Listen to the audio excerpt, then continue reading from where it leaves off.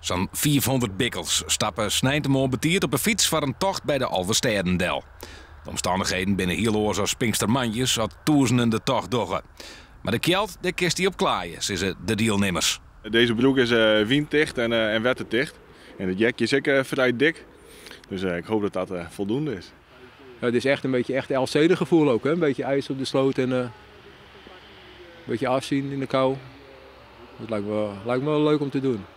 Normaal even gewoon wielrenschoentjes met overschoenen. En meestal doe ik dan 2 paar als het echt koud is. Van de morgen kunnen startkaarten en de GPS-apparatuur voor de tocht ophellen worden.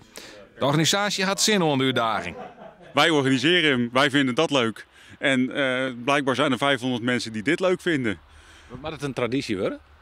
Nou, hij was in principe bedoeld om eenmalig te gaan worden met het congres.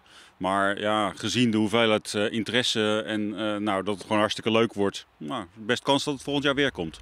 Nee, Wieke is Ljout ook het toneel van het Treiendaagse International Winter Cycling Congress.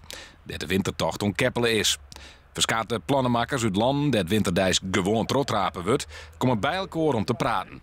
Er zal zien worden en mogelijkheden om meer mensen ook in de winter op een fiets te krijgen. Nou ja, met name hoe gaan zij om met hun waarsomstandigheden? We hebben vandaag met glisterigheid en krijgen ze nou met sneeuw. Maar mensen in Finland, Noorwegen, Zweden, Canada, die ben gewend om wat dikker pak sneeuw.